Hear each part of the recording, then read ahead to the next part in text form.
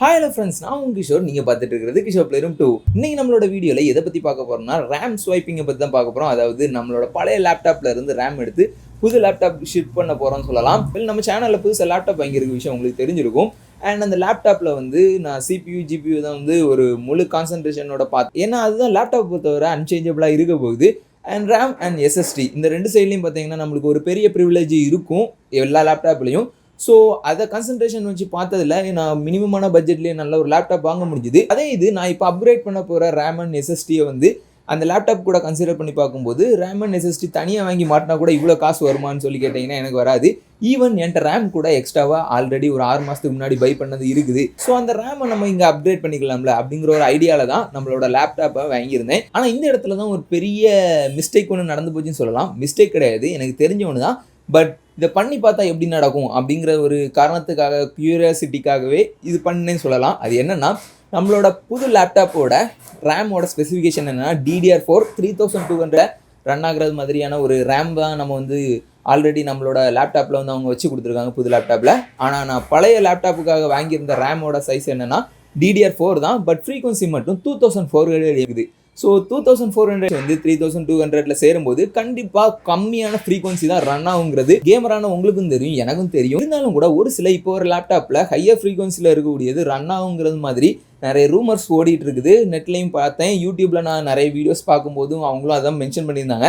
ஆனால் அதை நான் நம்பலை. பட் இப்போ நம்ம பண்ண போகிற எக்ஸ்பெரிமெண்ட்டில் என் கூட சேர்ந்து நீங்களும் தெரிஞ்சுப்பீங்கன்னு நினைக்கிறேன். அது மட்டும் இல்லை கைஸ், இன்பில்டாக நம்ம லேப்டாப்பில் இருக்கக்கூடிய ரேமோட பெர்ஃபார்மன்ஸையும் டூவல் சேனலில் அது மாற்றின பிறகு சம்டைம்ஸ் கம்மியாகிறதுக்கும் வாய்ப்பு இருக்குது ஃப்ரீக்வன்சி. ஸோ ஃப்ரீக்வன்சி கம்மியாகிடுச்சுன்னா டூவல் சேனலில் அதோட பெர்ஃபார்மன்ஸையும் நம்ம செக் பண்ணி பார்க்க போகிறோம். ஏன்னா Windows 11 பொறுத்தவரை ரேம் தாங்க அநியாயத்துக்கு தொல்லை பண்ணுது.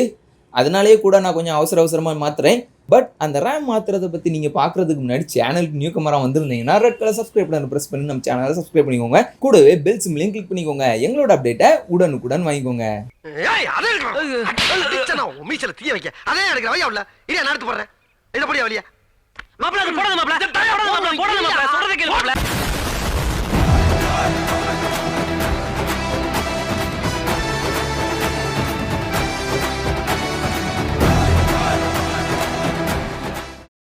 நம்ம லேப்டாப்பை இப்போ கரப்பாம்பூச்சியை கவுத்து போட்ட மாதிரி கவுத்து போட்டாச்சு. முழு கரப்பாம்பூச்சி மாதிரி கவுத்து வச்சிருக்கானே பாவி. நம்மள்ட்ட இப்போ இருக்கிறது வந்து ஸ்டார் ஸ்க்ரூ டிரைவர். இந்த ஸ்க்ரூ டிரைவரை வச்சு தான் கலத்த போகிறோம். கலத்துறதுக்கு முன்னாடி ஒரு முக்கியமான விஷயத்தை நீங்கள் தெரிஞ்சுக்கணும். லேப்டாப்போட பேக் கேஸை கலத்துறது தான் கொஞ்சம் முக்கியமான விஷயம். ஸோ லேப்டாப்பில் வந்து எத்தனை ஸ்க்ரூஸ் இருக்குங்கிறத நீங்கள் ஃபஸ்ட்டு கன்ஃபார்ம் பண்ணிக்கணும். ஆல்ரெடி யூடியூப்பில் யாராவது வீடியோ போட்டிருந்தாங்கன்னா அதை செக் பண்ணிக்கலாம். அப்படி இல்லைன்னா உங்களோட அஃபிஷியல் வெப்சைட்லேயோ உங்கள் லேப்டாப்போட ஃபோரம்ஸ்லேயே வந்து நீங்கள் வந்து டவுட் கேட்கலாம். உங்களை மாதிரி வாங்கினவங்க வந்து ஆல்ரெடி ஸ்க்ரூஸை கலத்திருப்பாங்க. ஸோ எத்தனை ஸ்க்ரூஸ் இருக்குங்கிறத நீங்கள் வந்து கன்ஃபார்ம் பண்ணிக்கணும். என்னோடய லேப்டாப்பில் வந்து 10 ஸ்க்ரூ இருக்குது. இதை நான் வந்து ஆல்ரெடி கன்ஃபார்ம் பண்ண அப்புறம் தான் என்னோடய லேப்டாப்பை வந்து பிரிக்க ஆரம்பிக்கிறேன். மேலும் லேப்டாப்பில் வந்து எத்தனை பெரிய ஸ்க்ரூஸ் இருக்குது, எத்தனை சின்ன ஸ்க்ரூஸ் இருக்குங்கிறதையும் தெரிஞ்சு வச்சுக்கோங்க. ஏன்னா திருப்பி நம்ம அசம்பிள் பண்ணும்போது அதே ஆர்டரில் தான் அசம்பிள் பண்ணணும். சப்போஸ் நீங்கள் பெரிய ஸ்க்ரூ இருக்கக்கூடிய இடத்துல சின்ன ஸ்க்ரூ யூஸ் பண்ணிட்டீங்கன்னா ரொம்ப பெரிய பிரச்சனை ஆயிரும். இதில் பார்த்தீங்கன்னா நம்மளுக்கு கீழே இருக்கக்கூடிய 4 ஸ்க்ரூவுமே வந்து சின்ன ஸ்க்ரூ, மேலே இருக்கக்கூடிய 6 ஸ்க்ரூவுமே வந்து பெரிய ஸ்க்ரூ. அதனால் நான் கரெக்டாக கன்ஃபார்ம் பண்ணுறேன். நீங்களும் அதேமாதிரி செக் பண்ணிக்கோங்க. ஏன்னா என்னோடய பழைய லேப்டாப் அது HP லேப்டாப். ஸோ அந்த HP லேப்டாப்பில் வந்து 2 ஸ்க்ரூ வந்து யாருமே பார்க்காத இடத்துல வந்து வச்சுருப்பாங்க. அதை பார்க்காம கலத்துனதுனாலேயே என்னோடய லேப்டாப்புக்கு வந்து கொஞ்சம் டேமேஜ் ஏற்பட்டுச்சு. அண்ட் என்னோடய லேப்டாப்போட ஒரு சைடு வந்து தூக்கி இருக்கிறதுக்கான காரணம் அதுதான். என்னோடய பழைய லேப்டாப். அந்த தப்பை நான் இந்த இடத்துல பண்ண விரும்பல. அதனால் நான் ஃபஸ்ட்டு எல்லாத்தையும் செக் பண்ணி எடுத்துக்கிட்டேன். இப்போ நம்மளோட லேப்டாப்பில் இருக்கக்கூடிய 10 ஸ்க்ரூவையும் கலத்தி எடுத்துக்குவோம். ஸோ கைஸ், இப்போ நம்மளோட லேப்டாப்போட 10 ஸ்க்ரூவையும் கலத்தி எடுத்தாச்சு. ஆனால் இப்போ தான் நம்ம ஒரு முக்கியமான கட்டத்துக்குள்ளேயே நெருங்கியிருக்கோம்னு சொல்லலாம். இந்த இடம் தான் தெரியலங்க இடம்.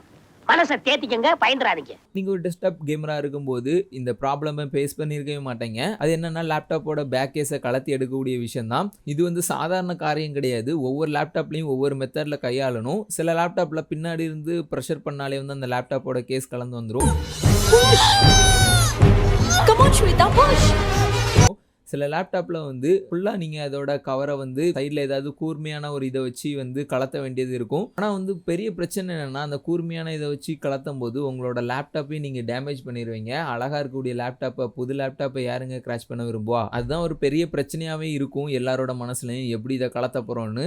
நான் அசையாம இருந்தா அழகா இருப்பேன், அசைஞ்சா அலங்கோலமான அழியாயிருவேன். பாடி ஷேமிங் செய்யாதீர்கள் அண்ணா. வந்து ஃபஸ்ட்டு வந்து அந்த ப்ரெஷர் பண்ணுற மெத்தடை ட்ரை பண்ணி பார்த்தேன். ப்ரெஷர் பண்ணுற மெத்தட் வந்து அந்தளவுக்கு யூஸ்ஃபுல்லாக இல்லை. நான் ரொம்பவே ஜென்டிலாக தான் ப்ரெஷர் கொடுக்கணும். ரொம்பவே அதிகமாக ப்ரெஷர் கொடுத்தீங்கன்னா உங்களோட லேப்டாப்பை நீங்களே டேமேஜ் பண்ணிடுவீங்க. அதனால் நான் ஃபஸ்ட்டு லைட்டாக ப்ரெஷர் பண்ணி பார்த்தேன். அது வந்து எனக்கு செட் ஆகலை. ஸோ எனக்கு இப்போ வேறு வழியே கிடையாது. நம்மளோட லேப்டாப்பை வந்து பொறுமையாக தான் நம்ம வந்து கேஸை வந்து கொஞ்சமாக ஏதாவது ஒரு ஆப்ஜெக்டை வச்சு பிரித்து எடுக்க போகிறோம். இப்போ என்னோடய பேன் கார்டு இருக்குது. என்னோடய பேன் கார்டை வந்து நான் ஒரு இடத்துல வச்சு ஸ்க்ராட்ச் பண்ணி ட்ரை பண்ண போகிறேன். ஏன்னா என் பேன் கார்டை வந்து கொஞ்சம் தடிமனான ஒன்று தான். அதனாலேயே அந்த பேன் கார்டை வந்து கொஞ்சம் ஷார்ப் பண்ணி எடுத்துக்கிட்டேன். இந்த இடத்துல எடுத்துக்கிட்டு அந்த எட்ஜஸ் எல்லாத்தையும் நான் வந்து கொஞ்சம் கொஞ்சமாக எடுக்கிறேன். இந்த மாதிரி எட்ஜஸை மாற்றினா மட்டும்தான் நம்மளோட லேப்டாப்பில் வந்து அந்த பேன் கார்டு உள்ளே போச்சு. ரொம்பவே சாஃப்டாக ஹேண்டில் பண்ணணும். ரொம்ப டைம் இருக்குது நம்மள்ட்ட. அதனால் உங்களால் முடிஞ்ச அளவுக்கு ஸ்லோவாக ஹேண்டில் பண்ணுங்கள். லேப்டாப்பில் ரேம் மாற்றுறது கூட ஒரு பெரிய விஷயம் இல்லை கைஸ். இதை கலத்துறது தான் ஒரு பெரிய விஷயமா இருக்கும். ஒரு வழியாக நம்மளோட லேப்டாப்போட பேக் கேஸை கலத்தி முடிச்சிட்டோம். இதில் வந்து ஒரு டப்பா மாதிரி ஒன்று இருக்குல்ல, அதில் தான் நம்ம ரேமை வந்து சேஞ்ச் பண்ண போகிறோம். அதே மாதிரி லெஃப்ட் ஹேண்ட் சைடில் ஒரு பிளாக் கொடுத்துருக்காங்க. லெனோவோ லேப்டாப்பில் மட்டும் ஸ்பெஷலாக நீங்கள் ஹெச்டிடி யூஸ் பண்ணிக்கலாம். அதாவது இந்த ப்ரைஸ் ரேஞ்சில் எந்த ஒரு லேப்டாப்லேயும் வந்து ஹார்ட் டிஸ்க் ட்ரைவ் கொடுக்கறது கிடையாது. இவங்க இந்த ஹார்ட் டிஸ்க் ட்ரைவுக்குள்ள கேடியும் கொடுத்து கூட வந்து அதை கனெக்டரும் கொடுத்துருக்காங்க. சாட்டா போர்ட் கனெக்டரும் கொடுத்துருப்பாங்க. அப்படி இல்லைன்னா நீங்கள் வந்து NVMe SSD கூட இதில் யூஸ் பண்ணிக்கலாம். ஆனால் ரெண்டில் ஏதாவது ஒன்று தான் நீங்கள் யூஸ் பண்ண முடியும். நான் வந்து NVMe SSD வந்து இப்போதைக்கு போகிறதா இல்லை. பட் வந்து சாட்டா SSD வந்து நான் இப்போ போகிறதா இருக்கேன். ஆனால் இன்றைக்கி நம்ம மாற்ற போகிறதில்ல. கொஞ்ச நாள் கழித்து நான் மாற்றலாம் சொல்லி பிளான் பண்ணியிருக்கிறேன். அதை நான் உங்கள்கிட்ட காணிக்க போகிறதில்ல. அதனால தான் இப்போ உங்கள்கிட்ட சொல்லிக்கிறேன். நம்ம இப்போ ரேமுக்கான கேடியை கலத்தி எடுத்துக்கலாம். கொஞ்சம் கஷ்டமான விஷயமாக தான் இருக்குது. ஸோ அது சைடில் 2 பின் கொடுத்துருந்தாங்க. அந்த பின்னை வந்து நம்ம எடுத்துட்டோன்னா ஈஸியாக வந்து அந்த கேடியை வந்து கலத்தி எடுத்துக்க முடியும். ஒரு ஸ்லாட் வந்து ஃப்ரீயாக இருக்குது. ஒரு ஸ்லாட்டில் வந்து ஆல்ரெடி வந்து ரேம் இருக்குது. ஸோ கைஸ், ரேமை வந்து மாற்றுறதுக்கு முன்னாடி ஒரு முக்கியமான விஷயத்தை பண்ணணும். அது என்னென்னா, லேப்டாப்பை என்றைக்குமே நீங்கள் வந்து ஹேண்டில் பண்ணுறதுக்கு முன்னாடி அதோட பவர் சோர்ஸ் எல்லாத்தையும் வந்து டிஸ்கனெக்ட் பண்ணி விட்டுக்கிடணும். அதாவது அதோட சார்ஜரை வந்து நீங்கள் இப்போ அதோட பேட்டரியை வந்து டிஸ்கனெக்ட் பண்ணிக்கிறேன். நம்ம டெஸ்க்டாப்பில் கூட நம்ம பவர் பிளக்கை அன்பிளக் பண்ணிட்டா பவர் சோர்ஸ் வரது நின்றும். பட் வந்து லேப்டாப்பில் அப்படி இல்லை. பேட்டரி மூலமாக இன்னும் பவர் சோர்ஸ் அதுக்குள்ளே வந்துட்டு தான் இருக்கும். அது மட்டும் இல்லை கைஸ், ஆல்ரெடி வந்து இதில் நிறைய கெப்பாசிட்டர் இருக்கும் நம்மளோட லேப்டாப்பில். மாற்றும் போது அந்த கெப்பாசிட்டர் மூலமாக டேமேஜ் ஏற்படலாம். ஸோ வந்து உங்களோட லேப்டாப்பை வந்து டிஸ்சார்ஜ் பண்ணிக்கணும். அது எப்படின்னா, லேப்டாப் ஓப்பன் பண்ணி பவர் பட்டனை ஒரு 2-3 தடவை ப்ரெஸ் பண்ணினீங்கன்னா கண்டிப்பாக வந்து கெப்பாசிட்டரில் இருக்கக்கூடிய சார்ஜெலாம் வந்து டிஸ்சார்ஜ் ஆயிரும். ஸோ டிஸ்சார்ஜ் ஆன பிறகு நம்ம இப்போ டேரெக்டாக ரேமை சேஞ்ச் பண்ணிடலாம். இப்போ நம்மளோட பழைய லேப்டாப்பில் இருந்து கலத்தின ரேம் எடுத்து இதில் ஃபிட் பண்ணிக்கலாம். பழைய லேப்டாப்பில் நான் ரேம் கலத்துறதெல்லாம் காணிக்கல. அது வந்து கொஞ்சம் வேஸ்ட் ஆஃப் டைம்னு சொல்லிட்டு நினச்சேன். அதனால தான் இப்போ டேரெக்டாக ரேமை வந்து அப்ளை பண்ணுறதை நீங்கள் பார்த்துட்ருக்கீங்க. ஸோ இது வந்து கொஞ்சம் சூப்பரான ரேமாக தான் எனக்கு இருந்துச்சு. க்ரூசியலோடது தான். அது வந்து சாம்சங்கோடது தான் நினைக்கிறேன். அந்த ரேம் எதுன்னு சொல்லிட்டு எனக்கு தெரியலை. பட் இதில் ஆல்ரெடி யூஸ் பண்ணிகிட்டு இருக்க SSD வந்து சாம்சங்கோடது. மறுபடியும் இந்த கேடியை வந்து அதிலே ஃபிட் பண்ணிக்கலாம். ஃபிட் பண்ணும்போது கொஞ்சம் கஷ்டமாக இருந்துச்சு. அப்புறம் கொஞ்சம் பார்த்து ஃபிட் பண்ணிட்டேன். எப்படி லேப்டாப்பை கலத்தினமோ அதே மாதிரி இந்த லேப்டாப்பை வந்து மறுபடியும் மூடிக்கலாம். ஓகே, டைட் பண்ணியாச்சு. 4 பக்கமும் டைட் பண்ணியிருக்காங்களான்னு சொல்லிட்டு ஃபஸ்ட்டு பார்த்துக்கோங்க. ஸ்க்ரூ போடுறது வந்து ஒரு முக்கியமான விஷயம் என்னென்னா, நீங்கள் கலத்தும் போது அந்த ஸ்க்ரூ வந்து எந்த லெவலில் இருந்திருக்கும்னு சொல்லிட்டு உங்களுக்கு தெரியும். அதாவது ரொம்பவே ஆழமாக ப்ரெஷர் பண்ணி அந்த ஸ்க்ரூவை வந்து நீங்கள் போடக்கூடாது. ஏன்னு கேட்டிங்கன்னா, ஸ்க்ரூஸ் வந்து ரொம்பவே டைட்டாக போட்டிருக்க மாட்டாங்க. அதே மாதிரி அதே அளவில் தான் நீங்களும் ஸ்க்ரூஸை வந்து டைட் பண்ணணும். லேப்டாப் டைட் ஆகுன்னு சொல்லிட்டுலாம் ரொம்பவே இருத்தி டைட் பண்ணக்கூடாது. ஹே கைஸ், ஒன்று யோசிச்சிங்களா? ஏதோ ஒன்று மறந்துட்டோம்.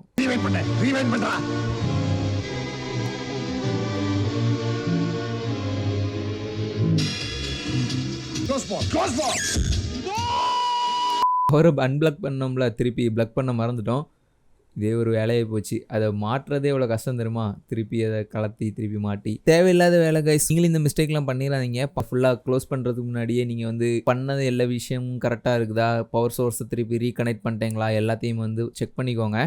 நான் பண்ண தப்பை நீங்கள் பண்ணாதீங்க. இப்போ மறுபடியும் ஃபுல்லாக இதை டைட் பண்ணிவிட்டு அதுக்கப்புறமா ஒவ்வொரு ஸ்க்ரூவும் எங்கே வரும்னு சொல்லிட்டு கரெக்டாக செக் பண்ணிவிட்டு எல்லா ஸ்க்ரூவையும் போட்டுட்டோம். இப்போ லேப்டாப்போட பர்ஃபார்மன்ஸ் எப்படி இருக்குது? 3200 ரன் ஆகுதா இல்லை 2400ல ரன் ஆகுதா அப்படின்னு சொல்லிட்டு வாங்க பிசிக்குள்ளே செக் பண்ணி பார்ப்போம். நண்பர்களே, இது வந்து நம்மளோட ரேமை வந்து சேஞ்ச் பண்ணுறதுக்கு முன்னாடி நம்மளோட பிசியோட கெதியை பார்த்துக்கோங்க. விண்டோஸ் 11 ப்ரீலோடராக வந்த லேப்டாப். ஸோ விண்டோஸ் 11ல் ஆல்ரெடி நிறைய ரேம் குடிக்குங்க. என்னோட விண்டோஸ் 10 பிசியில் கூட இவ்வளோ ரேம் குடிச்சதில்ல. அதேமாதிரி ஸ்லாட்டை பார்த்துக்கோங்க. 1 ஆஃப் 2 தான் இருக்குது. 2 ஸ்லாட்டில் ஒரு ஸ்லாட் யூஸ் பண்ணியிருக்காங்க. 3200 மெகாஹெர்ட்ஸ் தான் இதில் யூஸ் பண்ணியிருக்காங்க. மேலும் பார்த்தீங்கன்னா ரேம் வந்து ஆல்ரெடி 4 ஜிபி ஃபுல்னு காணிக்குது. நம்மளுக்கு வந்து 5 சம்திங் ஜிபி தான் வந்து யூஸபிளாகவே இருக்குது. அதில் 4 ஜிபி ஆல்ரெடி ஃபுல் ஆகிட்டு இருக்குது. எந்த ஒரு டாஸ்க்குமே ஓப்பன் பண்ணல. ஒன்லி வந்து விண்டோஸ் மட்டும் தான் ரன் ஆகிட்டு இருக்குது. மேலும் பேக்ரவுண்டில் வேறு ஏதாவது சர்வீஸ் கூட ரன் ஆகிட்டு இருக்கலாம். அண்ட் இப்போ நம்ம வந்து ரேமை வந்து சேஞ்ச் பண்ணிவிட்டு வந்து பார்ப்போம் இதோட பெர்ஃபார்மன்ஸை. ஸோ இப்போ நம்ம ரேமை சேஞ்ச் பண்ணிட்டோம். ரேமை சேஞ்ச் பண்ணோன்னே நம்ம பார்க்க வேண்டிய விஷயம் வந்து என்ன ஃப்ரீக்வன்சியில் ரன் ஆகுங்கிறது தான் பார்க்கணும். நம்ம ஏமாற்றப்பட்டுட்டோம். எஸ் கைஸ், நிறைய வீடியோலாம் வந்து நான் பார்த்தது ஃபேக் தான். அவங்க கட் பண்ணி எடிட் பண்ணியிருக்காங்க. ஒரிஜினலாக பார்த்தீங்கன்னா இப்போ கூட பேஸ் வேரியண்ட்டில் 2400 மெகாஹெர்ட்ஸில் தான் ரேம் வந்து ரன் ஆகிட்டு இருக்குது. அண்ட் 2 ஸ்லாட் வந்து ஆக்குபை ஆகிருக்குது அப்படின்னு சொல்லிட்டு அதிலே காணிச்சிட்டாங்க. மேலும் இதில் வந்து 14 ஜிபி ரேம் தான் வந்து யூஸபிளாக இருக்குது. 3200 மெகாஹெர்ட்ஸில் இருந்து 2400 மெகாஹெர்ட்ஸாக மாறி இருக்குது. அண்ட் இது வந்து ஒரு டவுன் கிரேடாக இருந்தாலும் ஒரு வகையில் எனக்கு அப்கிரேட் தான். அது என்னென்னு பார்த்தீங்கன்னா கேமிங் பர்ஃபார்மன்ஸ்லேயே உங்களுக்கு நிறைய டிஃப்ரென்ஸ் தெரியும். ஸோ கேமிங் பர்ஃபார்மன்ஸை பார்த்துட்டு வருவோம். நீங்கள் இப்போ பார்த்துட்டு இருக்கிறது ஸ்பைடர்மேன் ரீமாஸ்டர் பிசி வெர்ஷன். இதில் வந்து நம்ம செட்டிங்ஸ் வந்து மீடியம் செட்டிங் தான் வச்சுருக்கோம். இதோட எஃபிஎஸை செக் பண்ணுறதுக்கும் ரேமோட மெமரியை செக் பண்ணுறதுக்கும் எம்எஸ்ஐயோட ஆஃப்டர் பர்னரை யூஸ் பண்ணியிருக்கிறேன். நீங்கள் பார்த்தாலே தெரியும் ரேம் வந்து 5400 சம்திங்கில் வந்து ஒரு பாட்டில் நெக் மாதிரி ஆகி நிற்கிது. அதுக்கு மேலே ஏற மாட்டுது. இந்த இன்கேமில் கரெக்டாக எவ்வளோ பெர்ஃபார்மன்ஸ் எடுக்குதுன்னா ஒரு 730 MB ரேம், ஒரு 1000 MB ரேம் அந்த அளவுக்கு தான் இதோட பெர்ஃபார்மன்ஸ் எடுக்குது.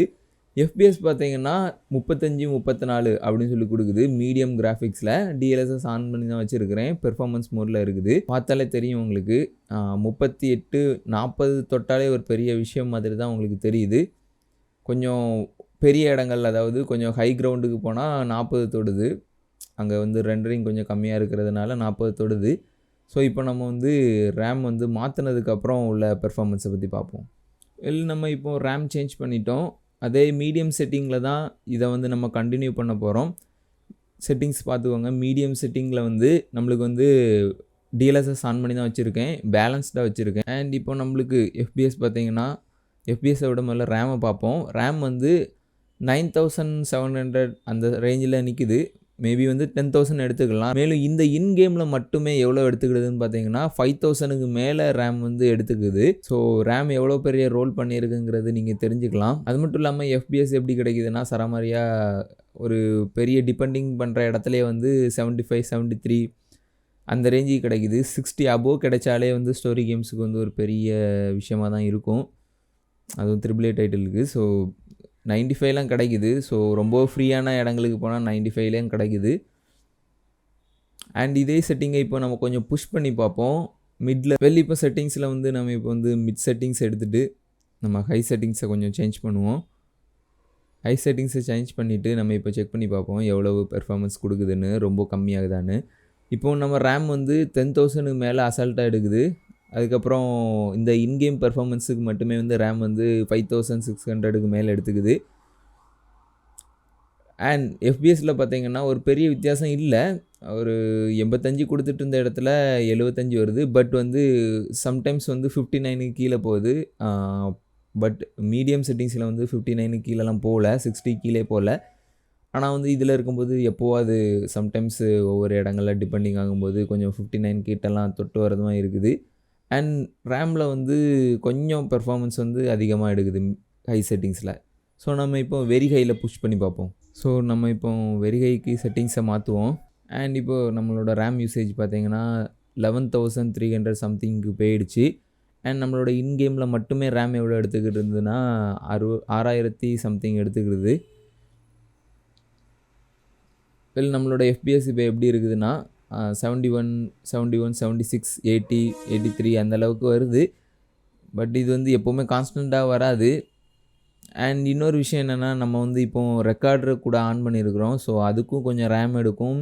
அதுவும் கொஞ்சம் முக்கியமான விஷயம். அந்த ரேமையும் நம்மளோட பிசி வந்து யூட்டிலைஸ் பண்ணலன்னா கொஞ்சம் பெர்ஃபார்மன்ஸ் இன்னுமே அதிகமாக தான் கிடைக்க போகுது. நீங்கள் பார்த்துருப்பீங்க, நான் இப்போ எதுக்கு அவசரமாக ரேம் சேஞ்ச் பண்ணேன்னு சொல்லிட்டு உங்களுக்கே தெரிஞ்சிருக்கும் எவ்வளோ பெரிய பெர்ஃபார்மன்ஸ் பூஸ்ட் கிடச்சிருக்குன்னு. ஆனால் இந்த பெர்ஃபார்மன்ஸ் பூஸ்ட்டு ஃபுல்லாக கிடச்சதுக்கா அப்படின்னு சொல்லி கேட்டிங்கன்னா ஒரு டவுன்கிரேடபிளோட தான் கிடச்சிருக்குது. நீங்களே பார்த்துருப்பீங்க 3200 ஃப்ரீக்வன்சியில் ரன் ஆகக்கூடியது வந்து 2400 ஃப்ரீக்வன்சியில் ரன் ஆகிட்டு இருக்குது. கிட்டத்தட்ட ஒரு 800 ஃப்ரீக்வன்சி கம்மியாக தான் வந்து நம்ம ஹேண்டில் பண்ணிகிட்ருக்குறோம். ஒரு டவுன்கிரேடு தான். இருந்தாலுமே நான் அதை எதுக்கு யூஸ் பண்ணுறேன்னா, நான் இந்த ரேம் ஆல்ரெடி பை பண்ணியிருக்கிறேன். போன லேப்டாப்புக்கு ஆல்ரெடி என்கிட்ட இருக்குது. காஸ்ட் வைஸாக பார்த்தீங்கன்னா 2 ரேமுக்கு வந்து ஒரு பெரிய டிஃப்ரெண்ட்டாகவே இருக்காது. ஒரு ரூ. 500 சம்திங் தான் 2 ரேமுக்குமே வந்து ஒரு பெரிய டிஃப்ரெண்ட்டாக இருக்கும் க்ரூசியல் ரேமை பொறுத்தவரை. அதனால் நான் என்ன சொல்கிறேன்னா, நீங்கள் இப்போ புதுசாக ரேம் வாங்க போகிறீங்கன்னா ஒரு ரூ. 500 காசு கட்டிங்லாம் பார்க்காம 3200 போகிறதே ரொம்பவே நல்லது. பட் இப்போ DDR4 வச்சுருக்கீங்க, உங்களோட லேப்டாப் வந்து DDR5 சப்போர்ட் பண்ணும். பட் உங்கள்கிட்ட வந்து இப்போ DDR4 தான் இருக்குது.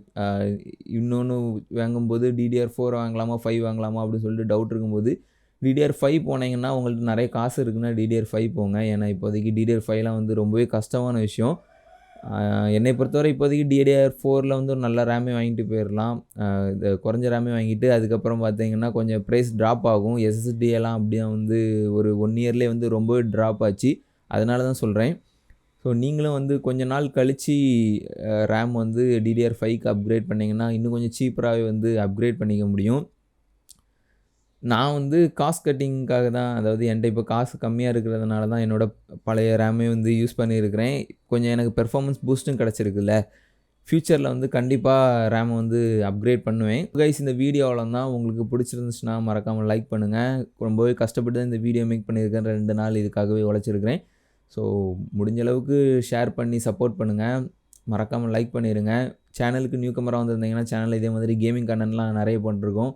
அது எல்லாத்தையும் செக் பண்ணி பார்த்து தென் உங்களுக்கு பிடிச்சிருந்துச்சுன்னா சப்ஸ்கிரைப் பண்ணிக்கோங்க. நான் உங்களை இதே மாதிரி வேற ஒரு அடிபொலி வீடியோவில் மீட் பண்ணுறேன். பீஸ்.